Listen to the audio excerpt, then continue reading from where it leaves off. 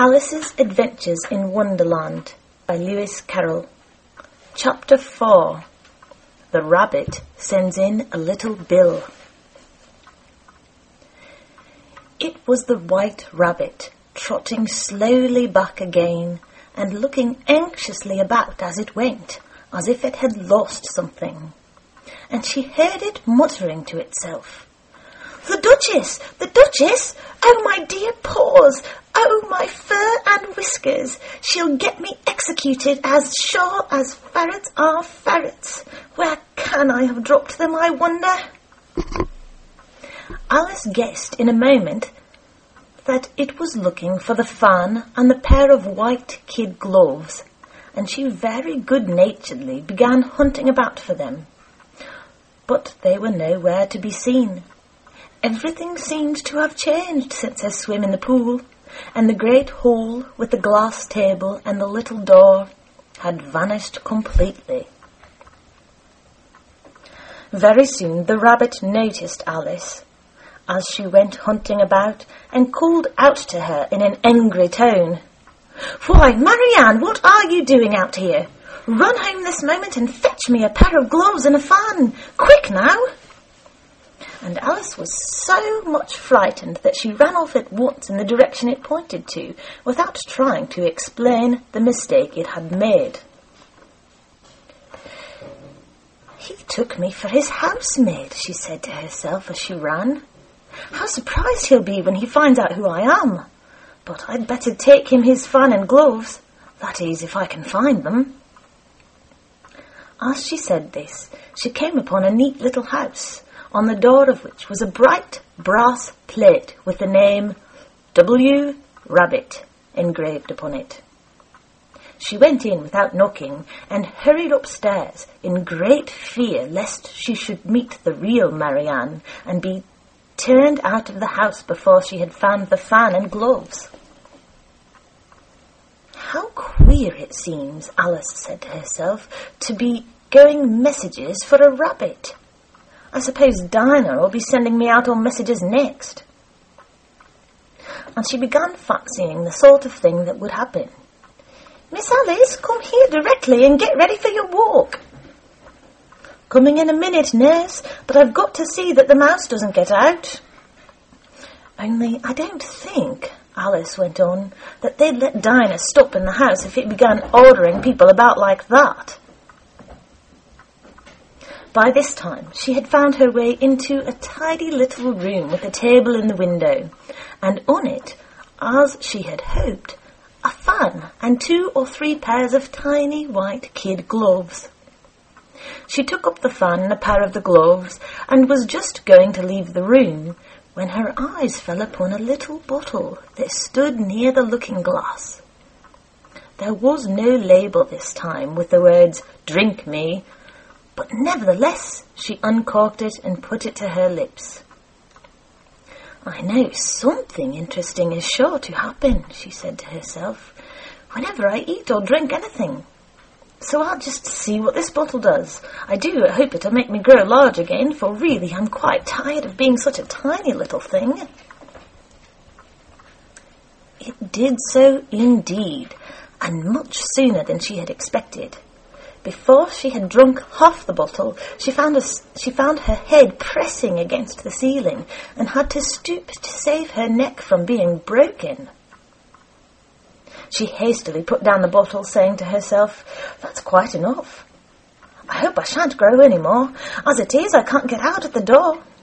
I do wish I hadn't drunk quite so much." Alas, it was too late to wish that.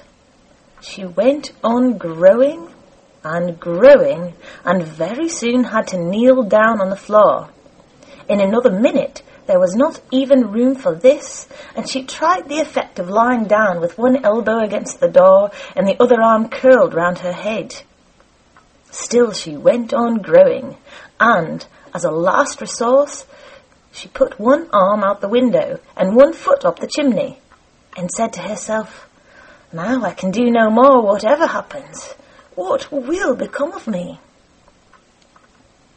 Luckily for Alice, the little magic bottle had now had its full effect, and she grew no larger. Still, it was very uncomfortable, and as there seemed to be no sort of chance of her ever getting out of the room again, no wonder she felt unhappy. It was much pleasanter at home, thought poor Alice, when one wasn't always growing larger and smaller and being ordered about by mice and rabbits. I almost wish I hadn't gone down that rabbit hole, and yet it's rather curious, you know, this sort of life. I do wonder what can have happened to me. When I used to read fairy tales, I fancied that kind of thing never happened, and now here I am in the middle of one. There ought to be a book written about me, that there ought. And when I grow up, I'll write one. But I'm grown up now, she added in a sorrowful tone. At least there's no room to grow up any more here. But then, thought Alice, shall I never get any older than I am now? That'll be a comfort, one way, never to be an old woman. But then, always to have lessons to learn. Oh, I shouldn't like that. Oh, you foolish Alice, she answered herself.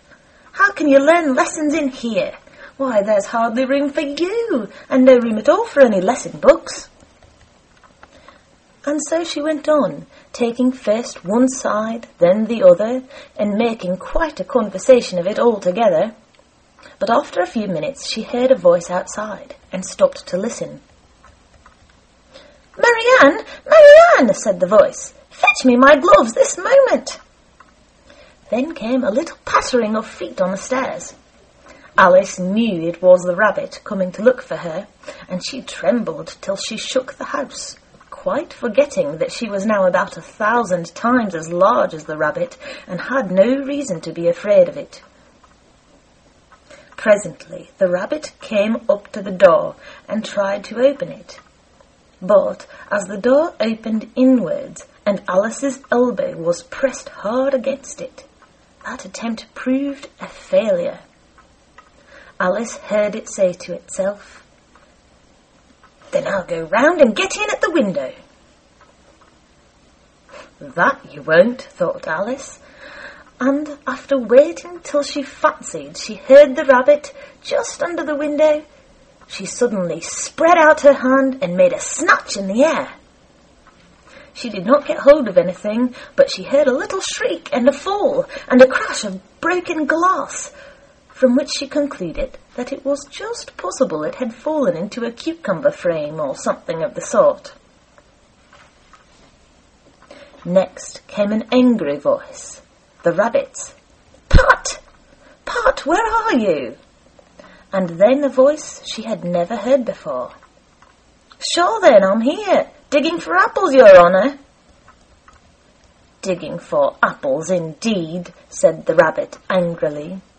"Here, come and help me out of this." Sounds of more broken glass. "Now tell me, Pat, what's that in the window?" "Sure, it's an arm, your honour." He pronounced it arm. "An arm, you goose! Who ever saw one that size? Why, it fills the whole window." "Sure it does, your honour, but it's an arm for all that." "Well, it's got no business there at any rate. Go and take it away." There was a long silence after this, and Alice could only hear whispers now and then, such as, "Sure, I don't like it, your honour, at all, at all." "Do as I tell you, you coward." And at last she spread out her hand again and made another snatch in the air. This time there were 2 little shrieks and more sounds of broken glass. What a number of cucumber frames there must be, thought Alice. I wonder what they'll do next. As for pulling me out of the window, I only wish they could. I'm sure I don't want to stay in here any longer. She waited for some time without hearing anything more. At last came a rumbling of little cartwheels and the sound of a good many voices all talking together. She made out the words, Where's the other ladder? Why, I hadn't thought to bring but one. Bill's got the other. Bill, fetch it here, lad. Here, put 'em up at the corner. No, tie 'em together first. They don't reach half high enough yet. Oh, they'll do well enough. Don't be particular. Here, Bill, catch hold of this rope. Will the roof break? Mind that loose slat. Oh, it's coming down. Heads below. A loud crash. Now, who did that? It was Bill, I fancy. Who's to go down the chimney? Nay, I shan't. You do it. That I won't, then. Bill's to go down. Here, Bill. The master says you're to go down the chimney. Oh, so Bill's got to come down the chimney, has he? Said Alice to herself. Sure, they seem to put everything upon Bill. I wouldn't be in Bill's place for a good deal. This fireplace is narrow, to be sure, but I think I can kick a little. She drew her foot as far down the chimney as she could and waited till she heard a little animal. She couldn't guess of what sort it was, scratching and scrambling about in the chimney close above her. Then, saying to herself, "This is Bill," she gave one sharp kick and waited to see what would happen next. The first thing she heard was a general chorus of, "There goes Bill!" Then the rabbit's voice along, "Catch him, you by the hedge!" Then silence, and then another confusion of voices. "Hold up his head! Brandy now, don't choke him! How was it, old fella? What happened to you? Tell us all about it!" Last came a little, feeble, squeaking voice. "That's Bill," thought Alice. "Well, I hardly know no more, thank you. I'm better now, but I'm a deal too flustered to tell you. All I know is something comes at me like a jack-in-the-box, and up I goes like a skyrocket." "So you did, old fella," said the others. "We must burn the house down," said the rabbit's voice, and Alice called out as loud as she could, "If you do, I'll set Dinah at you." There was a deadly silence instantly, and Alice thought to herself, "I wonder what they will do next. If they had any sense, they'd take the roof off." After a minute or two, they began moving about again, and Alice heard the rabbit say, "A barrowful will do, to begin with." A barrowful of what? thought Alice. But she had not long to doubt, for the next moment a shower of little pebbles came rattling in at the window, and some of them hit her in the face. "I'll put a stop to this," she said to herself, and shouted out, "You'd better not do that again," which produced another dead silence. Alice noted with some surprise that the pebbles were all turning into little cakes as they lay on the floor, and a bright idea came into her head. "If I eat one of these cakes," she thought, "it's sure to make some change in my size, and as it can't possibly make me larger, it must make me smaller, I suppose." So she swallowed one of the cakes and was delighted to find that she began shrinking directly. As soon as she was small enough to get through the door, she ran out of the house and found quite a crowd of little animals and birds waiting outside. The poor little lizard, Bill, was in the middle, being held up by 2 guinea pigs, who were giving it something out of a bottle. They all made a rush at Alice the moment she appeared, but she ran off as hard as she could and soon found herself safe in a thick wood. "The first thing I've got to do," said Alice to herself as she wandered about in the wood, "is to grow to my right size again. And the second thing is to find my way into that lovely garden. I think that will be the best plan." It sounded an excellent plan, no doubt, and very neatly and simply arranged. The only difficulty was that she had not got the smallest idea how to set about it. And while she was peering about anxiously among the trees, a little sharp bark just over her head made her look up in a great hurry. An enormous puppy was looking down at her with large round eyes and feebly stretching out one paw, trying to touch her. "Poor little thing," said Alice in a coaxing tone, and she tried hard to whistle to it, but she was terribly frightened all the time at the thought that it might be hungry, in which case it would be very likely to eat her up in spite of all her coaxing. Hardly knowing what she did, she picked up a little bit of stick and held it out to the puppy, whereupon the puppy jumped into the air off all its feet at once with a yelp of delight and rushed at the stick and made believe to worry it. Then Alice dodged behind a great thistle to keep herself from being run over, and the moment she appeared on the other side, the puppy made another rush at the stick and tumbled head over heels in its hurry to get hold of it. Then Alice, thinking it was very like having a game of play with a cart horse, and expecting every moment to be trampled under its feet, ran round the thistle again. Then the puppy began a series of short charges at the stick, running a very little way forwards each time and a long way back, and barking hoarsely all the while, till at last it sat down a good way off, panting, with its tongue hanging out of his mouth, and its great eyes half shut.